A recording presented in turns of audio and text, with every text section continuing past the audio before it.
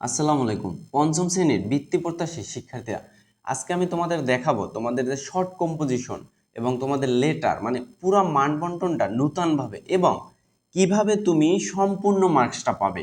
তুমি কি কি টপিক নিয়ে লিখলে বা কোন অংশে কতটুকু পার্ট লিখলে তুমি কম্পোজিশনে মানে শর্ট কম্পোজিশনে 10-এ 10 মার্কস পেতে পারো এবং লেটারে তুমি সম্পূর্ণ মার্কস পাবে এবং পাংচুয়েশনে সম্পূর্ণ মার্কস পাবে। মানে ইন ডিটেলস তুমি কিভাবে পরীক্ষায় ভালো করতে পারবে ইংলিশ বিষয়ে, এই টোটাল সামারি আজকের ক্লাসে থাকবে। তো ক্লাসটি খুবই গুরুত্বপূর্ণ তোমাদের জন্য, একদম শুরু থেকে শেষ পর্যন্ত দেখার চেষ্টা করবে। তাহলে চলো আমরা প্রথমে কম্পিউটার স্ক্রিনে চলে যাই, যাতে আমরা খুব ডিটেলসে মার্কস ডিস্ট্রিবিউশন সহ সম্পূর্ণরূপে কোন অংশে কতটুকু কিভাবে লিখতে হবে এটা পুরোটা দেখাতে পারি। ওকে, একদম সর্বশেষ থেকে আমরা শুরু করি। তোমার প্রশ্নে 14 নম্বর পর্যন্ত কোশ্চেন থাকবে এবং এই 14 নম্বর কোশ্চেনে 14 নম্বর তোমার এখানে 14 নম্বরে থাকবে হলো শর্ট কম্পোজিশন। ঠিক আছে, এই যে 14 নম্বর কোশ্চেন টাইপে থাকবে হলো শর্ট কম্পোজিশন। আর এই শর্ট কম্পোজিশনটা আমরা কিভাবে লিখব? দেখো এখানে লেখা আছে যে এ প্রশ্নে কমপক্ষে 5টি বাক্যে একটি শর্ট কম্পোজিশন লিখতে হবে। মানে তোমার শর্ট কম্পোজিশনটা অন্তত 5টা সেন্টেন্সে হইতে হবে। বেশি হলে তো আরও ভালো, তুমি টিচার আরও বেশি ইমপ্রেস হয়ে তোমাকে মার্কস পুরোটাই দিবে, কিন্তু ন্যূনতম 5টা বাক্য হতে হবে। অনেক আছে পারো না বা প্রশ্ন আনকমন আসতে পারে বা ফ্রি হ্যান্ড লেখার স্কিল কম, তোমরাও অন্তত চেষ্টা করবা মোটামুটি ওই টপিকের ওপর মিনিমাম 5টা বাক্য লেখার জন্য, 5টা সেন্টেন্স। অত বিশেষ কিছু না 5টা সেন্টেন্স লেখা। তো একটা শুরু সেন্টেন্স থাকবে, একটা শেষ সেন্টেন্স থাকবে, মাঝখানে বডির জন্য তুমি 3টা বাক্য লেখার চেষ্টা করবাই। এবং যারা মোস্ট ট্যালেন্টেড, আমি আশা করি তোমরা সবাই অনেক বেশি ট্যালেন্টেড, যারা মোস্ট ট্যালেন্টেড তারা তো আরও বেশি ডিটেলসে লিখতে পারবা। তারপরও বাইচান্স এমন হতে পারে যে আসলে কোনোভাবেই কমন আসে না একদম ভিন্ন একটা টপিকের উপরে, তখন কিন্তু তোমরা নিজের ব্রেন খাটিয়ে অন্তত 5টা জিনিস 5টা সেন্টেন্স লিখবে। দেখো বলছি কি, যে এখানে বিস্তারিত দেওয়া আছে যে এ প্রশ্নে কমপক্ষে 5টি বাক্যে একটি শর্ট কম্পোজিশন লিখতে হবে। এক্ষেত্রে সংকেত হিসাবে কিছু প্রশ্ন দেয়া থাকতে পারে, আবার নাও থাকতে পারে। মানে এখানে সংকেত দেয়া থাকতে পারে যে তুমি এই ডিটেলসে লিখবা, এখানে একটু ভূমিকা থাকবে বা অন্য কিছু থাকবে, যে তুমি এটা বডি লিখবা এতটুকু, বা এন্ডিং থাকবে, কনক্লুশন, এরকম কিছু দেয়া থাকতে পারে, নাও থাকতে পারে। ম্যাক্সিমাম টাইমে এখনকার এই সংকেত দেয়া থাকে না বললেই চলে। এরপরে উত্তর করার সময় অবশ্যই আইডিয়া, গ্রামার, স্পেলিং, ক্যাপিটালাইজেশন এবং পাংচুয়েশনের দিকে লক্ষ্য রাখতে হবে, কারণ এগুলোর প্রতিটির জন্য আলাদা আলাদা নম্বর রয়েছে। স্পষ্ট ধারণার জন্য নিচের ছক দেওয়া। এখন আমরা আসলে সঠিক মূল বিষয় যাব, যে আসলে কোন বিষয়ে আমাদের কতটুকু আলাদা নাম্বার দেওয়া থাকে। দেখো এখানে তোমার দেয়া আছে আইডিয়া। আইডিয়া মানে যেই টপিকের, মনে করো তোমার প্যারাগ্রাফ আসলো যে সুন্দরবন। সুন্দরবনটা এবার খুবই ইম্পর্টেন্ট, আমি সামনের ভিডিওতে প্যারাগ্রাফ আসবে, ইম্পর্টেন্ট প্যারাগ্রাফ এবং ইম্পর্টেন্ট লেটার নিয়ে একটা ভিডিও দিব। এখানে দেখো তোমার আইডিয়ায় 5 মার্ক থাকবে। মনে করো সুন্দরবন আসছে, এই সুন্দরবন সম্পর্কে তুমি যে যে ধারণা দেবো এই আইডিয়ায় তোমার 5 মার্ক। এরপর তোমার এই এখানে সুন্দরবনের ক্ষেত্রে এখানে বলছে দেখো যে এই 5 নাম্বার থাকবে তোমার আইডিয়ায়, তুমি যে এই যে 5টা সেন্টেন্স লিখবা সুন্দরবন সম্পর্কে, এটা যদি তোমার গ্রামার স্পিক যদি ভুলও হয়, তারপর তুমি 5টা বাক্য লিখলে 5 মার্কস অন্তত পাবা 10 মার্কসের ভিতরে। হ্যাঁ, এখানে দেখো তোমার বলা আছে যে 5টি বাক্যে কম্পোজিশন লিখতে পারলে প্রতিটি বাক্যের জন্য 1 নম্বর করে মোট 5টি নম্বর পাওয়া যাবে। ঠিক আছে, এই প্রাপ্তির ক্ষেত্রে পাংচুয়েশন, স্পেলিং মানে তোমার বড় হাতের ছোট হাতের এইটা, স্পেলিং মানে বানান ভুল, গ্রামারে কোনো সমস্যা থাকলে, ক্যাপিটালাইজেশন মানে বড় হাতে, পাংচুয়েশন সরি দাড়ি কমা এগুলো, আর ক্যাপিটালাইজেশন মানে বড় হাতের ছোট হাতের এটা ঠিকভাবে লিখছো কিনা, এবং হ্যান্ডরাইটিং মানে হাতের লেখা খারাপ হইতে পারে, এক্ষেত্রে বিবেচনায় আসবে না। মানে তুমি যদি 5টা বাক্য লিখো তার মানে তুমি 5 পাবা। এখানে তোমার পাংচুয়েশনে ভুল হলে সমস্যা নাই, বানানে ভুল হলে সমস্যা নাই, গ্রামারে ভুল হলে সমস্যা নাই, এবং বড় হাতের ছোট হাতের সমস্যা নেই, এবং হ্যান্ডরাইটিং তোমার খারাপ হলেও তুমি 5 মার্কস কিন্তু পাবা। অনেক আছে কিন্তু লিখে আসে না, এই ভুলটা কখনোই করবে না। তুমি কিন্তু দেখো তোমার এতগুলো ভুল হওয়া সত্ত্বেও তুমি 5 মার্কসে যদি লিখো, মানে 5টা সেন্টেন্স যদি লিখো, তাহলে কিন্তু তুমি 5 মার্কস পাচ্ছ। এরপরে তোমার দেখো যে গ্রামারে আছে 2 নম্বর, মানে গ্রামার যে ভুল বা গ্রামার যে সঠিকের জন্য তুমি সম্পূর্ণ গ্রামার তুমি যদি সঠিক লিখতে পারো তাহলে 2 মার্কস পাবা। দেখো এখানে লেখা আছে প্রতিটি বাক্যে গ্রামাটিক্যাল সঠিক হলে পূর্ণ নাম্বার পাওয়া যাবে, মানে গ্রামার সঠিক হলে 2 মার্কস তুমি পাবা। হ্যাঁ, একটি ও দুটি বাক্যে গ্রামাটিক্যাল ইনকারেক্ট হলে 1 নম্বর। যদি তোমার একটা বাক্যে বা দুইটা বাক্যে যদি গ্রামার ইনকারেক্ট হয়, মনে করো তুমি 5টা সেন্টেন্সের 2টা সেন্টেন্সে গ্রামার হয়েছে ভুল, তারপরও তাহলে তুমি কি করবা যে 1 নাম্বার পাবা। তার মানে তুমি মনে করো প্যারাগ্রাফে আগে পাইছো 5, আর মানে 5 সেন্টেন্সে 5 পাইছো, এবার গ্রামারে হয়তো দুই লাইন বা একটা লাইনে ভুল গেছে, তাহলে তুমি আরো 1 পাবা। কিন্তু যদি না ভুল যায় তাহলে 2 পাবা, তার মানে টোটাল 7 হবে। এরপর বলছে যে 3 বা ততোধিক বাক্যে গ্রামাটিক্যাল ইনকারেক্ট হলে কোনো নাম্বার পাওয়া যাবে না। যদি 3টা বাক্য বা তার থেকে বেশি বাক্যে যদি গ্রামার ইনকারেক্ট হয়, মানে গ্রামাটিক্যাল তুমি ভুল লিখছো, যেমন তোমার হওয়ার কথা প্রেজেন্ট টেন্স তুমি লিখছো পাস্ট টেন্স, ভার্বের সাথে এস বাই এস হওয়ার কথা কিন্তু তুমি দেও নাই, এরকম যদি গ্রামাটিক্যালে ভুল হয়, তাহলে একটা বাক্যে বা দুইটা বাক্যে যদি ভুল হয়, তারপর তুমি 2 মার্কসের থেকে 1 মার্কস পাবা। ওইখানে তো 5 পাচ্ছ, আরো 1 পাবা। কিন্তু যদি কোনো ভুল না হয় তাহলে 2 মার্কসই পাবা। কিন্তু যদি 3টা বাক্য গ্রামাটিক্যাল ভুল বা তার থেকে বা বেশি বাক্যে গ্রামাটিক্যাল ভুল হয়, তাহলে তুমি 1 মার্কসও পাবা না, ওই 5 নিয়েই তোমার সন্তুষ্ট থাকতে হবে। এরপরে দেখো যে স্পেলিং মানে বানানের জন্য তুমি 1 মার্কস পাবা। এখানে বলছে যে 5টি বা তার কম বানান ভুল থাকলে কোনো নাম্বার কাটা যাবে না, পূর্ণ নম্বরই পাওয়া যাবে। যদি 5টি বা তার কম বানান ভুল থাকে, তুমি যেই লেটারটা লিখবা, মানে যেই কম্পোজিশনটার ভিতরে যদি 5টা বানানো ভুল থাকে, 5টা বানানো যদি ভুল থাকে, তাহলেও এই 1 মার্কস তুমি পাবা, এখানে কাটা যাবে না। কিন্তু যদি এর থেকে বেশি হয়, 5টার থেকে বেশি হয়, তাহলে তোমার কিন্তু এই 1 মার্কস তুমি আর পাচ্ছ না। তাহলে তুমি এই যে টোটাল হলো কত, তুমি আইডিয়ায় 5 মার্ক পাইলা, গ্রামার সম্পূর্ণ হলে 2 পাইলা 7, এবং স্পেলিংয়েও তোমার কোনো মানে 5টা বা 2-1টা ভুল আছে, তাতে তুমি মার্কস কিন্তু কাটা যাইবে না। 5টা ভুল থাকলেও কাটা যাবে না, তার থেকে বেশি হলে কাটা যাবে, তার মানে তুমি 8 পেয়ে গেছো। এরপর আছে ক্যাপিটালাইজেশন এবং পাংচুয়েশন। পাংচুয়েশন মানে ফুল স্টপ, কমা কোথায় কি বসবে, আর ক্যাপিটালাইজেশন মানে কোথায় কোথায় বড় হাতের অক্ষর বসবে। ঠিক আছে, এখানে 2 মার্ক। এখানে বলছে যে কোনো ক্যাপিটালাইজেশন বা পাংচুয়েশনে ভুল না হলে পূর্ণ নাম্বার পাওয়া যাবে। 5টি বা তার কম ভুল হলে 1টি নম্বর, এবং 5টির অধিক ভুল হলে কোনো নাম্বার পাওয়া যাবে না। মানে এখানে তোমার পাংচুয়েশন বা ক্যাপিটালাইজেশন সম্পূর্ণ হলে, মানে কোনো ভুল না থাকলে তুমি একদম সম্পূর্ণ 2 মার্কস পাবা এখানে। কিন্তু যদি 5টি ভুল হয়, মানে সর্বোচ্চ 5টি, তার কম হলে তো আরো ভালো, সর্বোচ্চ 5টি ভুল হইলে তোমার 1 নাম্বার কাটা যাবে, আর 1 নাম্বার পাবা। কিন্তু 5টির বেশি যদি পাংচুয়েশন বা ক্যাপিটালাইজেশনে ভুল হয়, তাহলে কিন্তু তুমি মানে কোনো নাম্বারই, এইখান থেকে কোনো নাম্বারই পাবা না। তাহলে এর মানে এটা না যে তুমি কোনো নাম্বার পাবা না বলতে একদমই টোটাল কোনো নাম্বার পাবা না, তা না কিন্তু। মানে তুমি কোনো নাম্বার পাবা না মানে এই যে পাংচুয়েশন বা ক্যাপিটালাইজেশনে যে 2 নাম্বার, এই 2 নাম্বার পাবা না, তুমি কিন্তু বাকি 8 নাম্বার পাচ্ছ। মানে এখানে তুমি আমি বললাম যে এটা দেখো কত ভালো একটা সুযোগ, যে তুমি কিছুই পারো না, তোমার সব ভুল হয়েছে, তারপর তুমি 5টা সেন্টেন্স লিখছো, তুমি কিন্তু 5 মার্ক পাচ্ছ। তো আশা হারানোর কিছু নাই। আর মূলত যারা বৃত্তি পরীক্ষা দেয়, তাদের ব্রেন অনেক বেশি শার্প থাকে, এই ভুল তারা হয়ই না। এখানে 10-এ 10 সবাই পাবা ইনশাল্লাহ, কোনো সমস্যা নেই। এরপরে আমরা দেখি যে পরবর্তী আমাদের প্রশ্নটা কি আসে।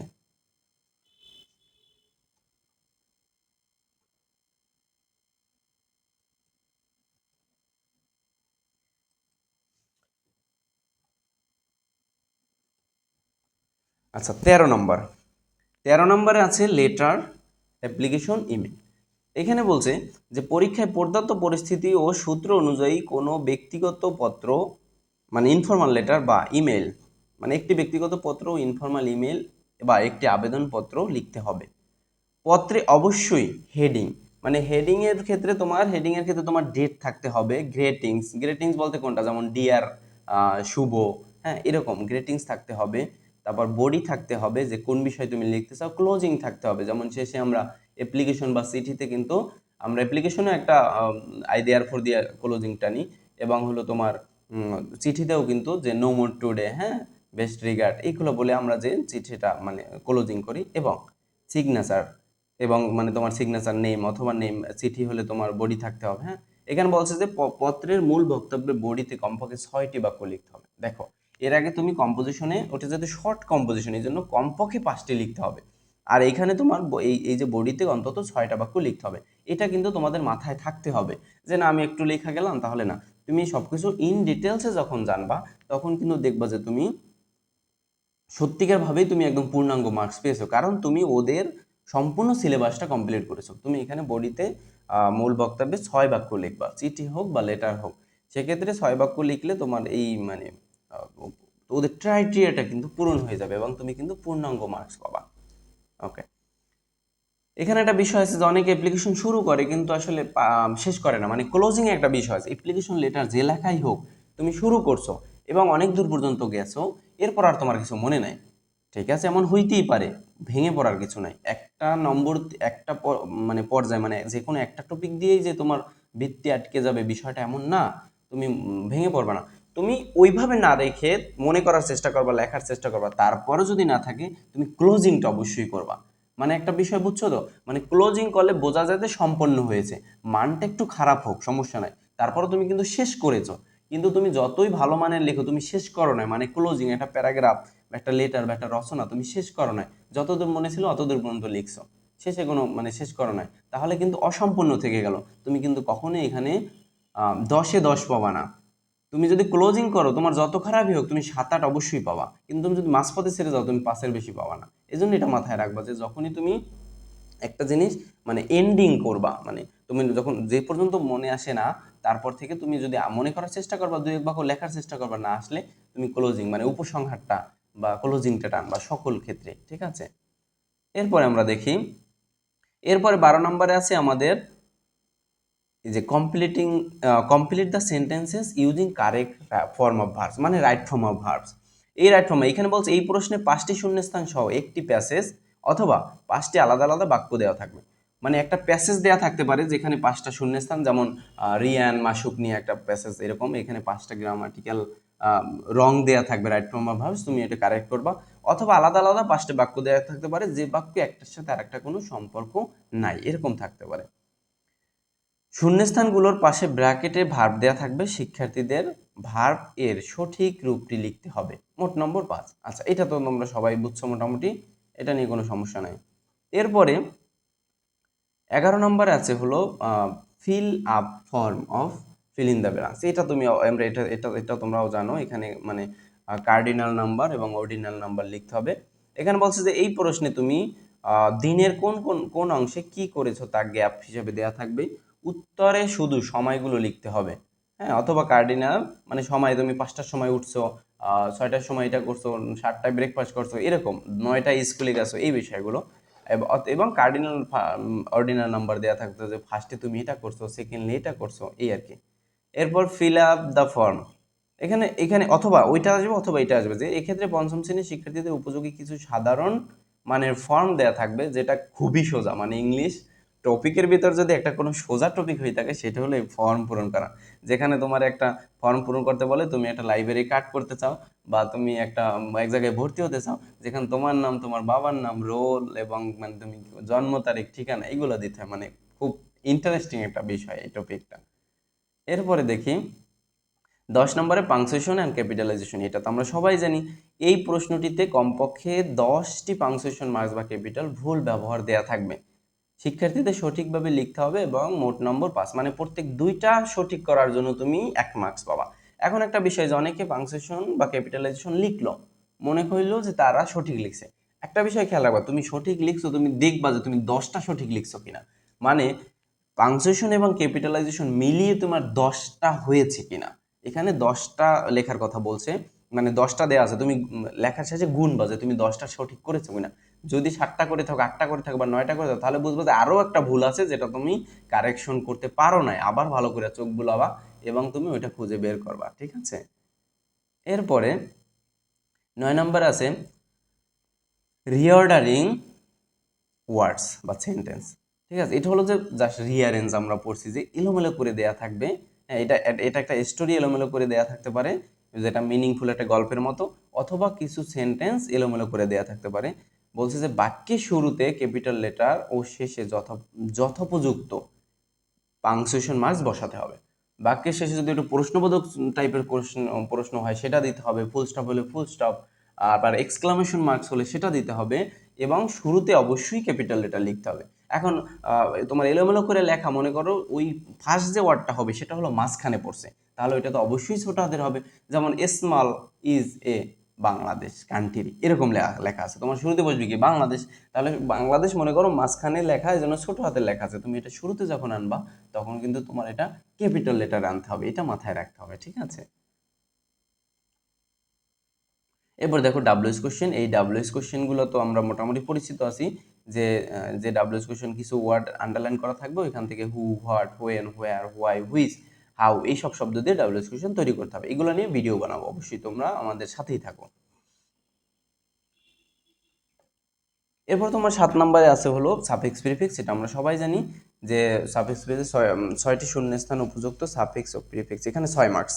সাফিক্স প্রিফিক্স উপযুক্ত উত্তর করতে হবে, বাক্যের অর্থের সঙ্গে মিল রেখে সাফিক্স প্রিফিক্স গুলো যুক্ত হবে, বাক্যের অর্থের সাথে মিল রাখতে হবে।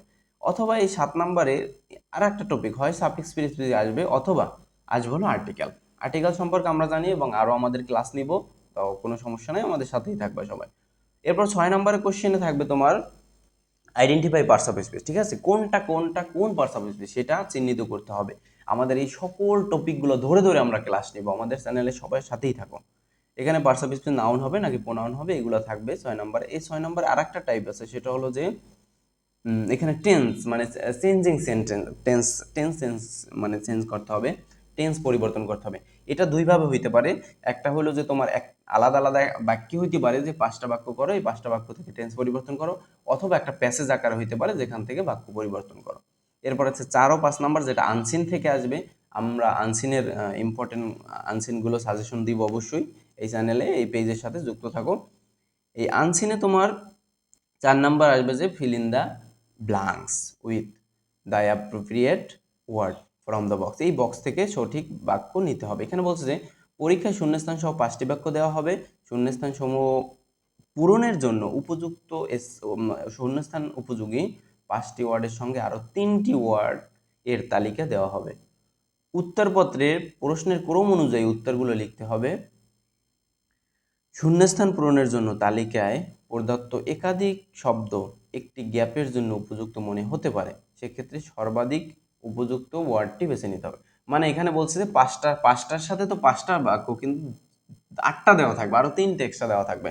তবে মানে এমনও হইতে পারে যে একদম প্রায় কাছাকাছিতে 2টা মনে হয় যে 2টা শূন্যস্থানই একটার জন্য কাছাকাছি, এর ভিতরে যেটা সবচেয়ে বেশি উপযোগী মনে হয় সেটাই তোমার এখানে দিতে হবে। এরপর হলো অ্যান্সার, শর্ট অ্যান্সার। হ্যাঁ, এই শর্ট অ্যান্সার প্রত্যেকটা 3 মার্কস করে 3টা কোশ্চেন থাকবে। এ ধরনের প্রশ্ন সিন কম্প্রিহেনশনে 3 নং এর অনুরূপ, মানে 3 নং এ যেরকম থাকবে সিন কম্প্রিহেনশনে ওই রকম। এবং এখানে 3টি প্রশ্ন থাকবে, প্রতিটি প্রশ্নের মান হবে 3। সাধারণ প্রশ্নে যুক্তি চাওয়া হয় না, কিন্তু এ ধরনের প্রশ্নে যুক্তি দিতে বলা হয় কিংবা একাধিক পদ্ধতিতে উত্তর করার সুযোগ থাকে। মানে এই প্রশ্নের উত্তর বিভিন্নভাবে দেওয়া যাইতে পারে, ঠিক আছে। যে এখানে বিভিন্নভাবে কিভাবে, মানে ফিক্সড উত্তর থাকে না। যেমন মনে করো যে একটা প্যাসেজ আসলো যে রাজুর টপিক নিয়ে, তো এই রাজুর এখানে শখের বিষয় আছে, তো যে তুমি উপরের প্যাসেজ পড়ে যে রাজুর মানে শখ সম্পর্কে 3টা সেন্টেন্স লিখো। আচ্ছা, এখন এখানে যে 10জন স্টুডেন্ট রাজুর শখ সম্পর্কে 3টা সেন্টেন্স লিখে, সবার লেখা কি একরকম হবে? অবশ্যই না। কেউ রাজুর ক্রিকেট খেলাটা লিখবে, কেউ রাজুর অন্যান্য বিষয়টা লিখবে, হ্যাঁ, কেউ রাজুর সুইমিংটা লিখবে, এরকম। তার মানে এটা বলছে যে একাধিক উত্তর হইতে পারে, এবং অবশ্যই একটু ডিসক্রিপশন আকারে দিতে হবে, যেহেতু 3 মার্কস একটা কোশ্চেন একটু বড় করেই দিতে হবে। হ্যাঁ, এরপর আসি আমরা 1, 2 এবং 3 নাম্বার আছে। 1 নম্বরে থাকবে match the giving words to their meaning, মানে তাদের অর্থ সহ এই প্রশ্নের উত্তরগুলো দাও। দেখো, টেবিলের এই কলামে পাঠ্য বইয়ের গুরুত্বপূর্ণ 5টি শব্দ দেওয়া থাকবে, এবং বি কলামে এদের অর্থ এলোমেলো দেওয়া থাকবে, ওই যে ম্যাচিং। হ্যাঁ, এবং শিক্ষার্থীদের এ কলামের সাথে বি কলামের অর্থ মিল রেখে বি কলামের দুটি অর্থ অতিরিক্ত থাকবে, বি কলামে 2টা অতিরিক্ত অর্থ থাকবে, এবং এ কলামে শব্দগুলো কোনটির অর্থ নয়, মানে এ কলামের শব্দগুলো কোনটির অর্থ নয়, এবং এই দুটি অর্থ শিক্ষার্থীদের ব্যবহার করতে হবে না। মানে 2টা কলাম 7টা দেওয়া থাকবে, 2টা থাকবে যার কোনোটার সাথেই অর্থ মিলবে না। হ্যাঁ, এবং ওইটার উত্তরও তোমাদের দেওয়ার দরকার নেই, তোমরা যেই 5টা মিলে ওই 5টা দিলেই হবে। ওর ইনক্লুডিং ট্রু ফলস, অথবা ট্রু ফলস থাকবে। ট্রু ফলস সম্পর্কে আমরা সবাই জানি, এবং ট্রু ফলসের যদি ফলসটা লিখো তাহলে ফলস স্টেটমেন্টে ফলস লিখো উত্তর, মানে ট্রু হলে ট্রু এবং ফলস হলে ফলস লিখতে হবে। হ্যাঁ, এখানে ফলসের কোনো কারেক্ট অ্যান্সার দেওয়ার কথা বলে নাই। আচ্ছা, এরপর 2 নম্বর আছে make the meaningful sentences with giving words. আচ্ছা, অর্থপূর্ণ শব্দ দিতে বলছে, যে পরীক্ষায় প্রদত্ত সিন প্যাসেজ থেকে পরীক্ষায় প্রদত্ত সিন প্যাসেজ থেকে তোমার সিন প্যাসেজ থেকে 5টি শব্দ থাকবে এবং প্রতিটি ওয়ার্ড দিয়ে একটি সেন্টেন্স গঠন করতে হবে। মানে এখানে তোমার 5টা ওয়ার্ড, মানে জাস্ট শুধু সেন্টেন্স তৈরি করতে হবে। মেকিং সেন্টেন্স খুবই সহজ, এটা আমরা ছোটবেলায় করছি, তুমি যে কোনোভাবেই এটা করতে পারবা, প্যাসেজ থেকেও করতে পারবা এবং নিজের মতো করেও করতে পারবা। কিন্তু অবশ্যই খেয়াল রাখতে হবে যে গ্রামাটিক্যাল সঠিক আছে কিনা, তুমি মানে স্পেলিং ঠিক আছে কিনা, এগুলো একটু মাথায় রাখতে হবে। আচ্ছা, অ্যান্সার। এরপর 3 নম্বর আছে অ্যান্সার শর্ট কোশ্চেন। এখানে তোমার এই অংশে সিন প্যাসেজ থেকে 6টি প্রশ্ন দেওয়া থাকবে এবং প্রতিটি প্রশ্নের মান হবে 3। আচ্ছা, এরপর হলো যে প্রত্যেকটি প্রশ্নের উত্তর করতে হবে। প্রশ্নগুলো হবে শর্ট কনস্ট্রাকশন রেসপন্স কোশ্চেন, মানে হলো SCRQ এস ধাঁচের, মানে হলো যে এখানে শর্ট কনস্ট্রাক্টেড রেসপন্স, মানে এইটা হলো যে তোমার যেটা মেধা খাটাইয়া বুদ্ধি খাটাইয়া উত্তর দিতে হবে। মানে এ ধরনের কোশ্চেন প্রায়শই সঠিক উত্তর একাধিক পন্থা থাকে। ওই যে এর আগে বললাম যে এক একজনে সঠিক উত্তর বিভিন্ন 10 জনে 10 রকম দিতে পারবে, কোনো সমস্যা নেই। মানে গাইডে যে একটা ফিক্সড আছে ওইটা মুখস্থ করতে হবে এমন কোনো কথা নাই, নিজের মেধা খাটাই দিতে হবে। আর শিক্ষার্থীদের তার নিজের মেধা খাটিয়ে সঠিক উত্তর গঠন করতে হবে। হ্যাঁ, আর এটাকেই বলে তোমার কনস্ট্রাক্ট বলে, এই আর কি। তো সর্বোপরি তোমরা যদি এইরকম প্যাটার্ন অনুযায়ী পড়ো, মানে এখানে বৃত্তি অত বেশি কঠিন কিছু না, তোমরা ঘাবড়ানোর কিছু নেই যে আসলে পারবা না এরকম। হ্যাঁ, আমি 1 মাস এই যে 2025 সালে তোমার এক শিক্ষার্থীকে এরকম হয়েছিল যে আসলে ওই যে বৃত্তি পরীক্ষা দিতে পারবে না কিন্ডারগার্টেন থেকে, পরবর্তীতে আবার এই সরকার আসার পর যে বৃত্তি পরীক্ষা দিতে পারলো। তো আমার একটা শিক্ষার্থী ছিল যে 1 মাস প্রস্তুতি নিয়েছে, মাত্র মাত্র 1 মাসে সে প্রস্তুতি নিয়ে এবং সে কিন্তু বৃত্তি পাইছে ইনশাল্লাহ। ঠিক আছে, তাহলে এটা কোনো বিষয় না। তোমরা সব টপিক মানে পঞ্চম শ্রেণীতে পড়ার জন্য তোমার এই বইগুলো তো শেষ করতেই হবে। মানে সাধারণ শিক্ষার্থীরা একটু সবকিছু বেছে বেছে পড়ে আর তুমি আর কি সবকিছু মিলাই পড়বা, এই আর কি, আর কোনো কিছু নাই, ঘাবড়ানোর কিছু নাই। এবং আমাদের চ্যানেল এবং পেজের সাথে থাকো, ইনশাল্লাহ তুমি বৃত্তি পাবা।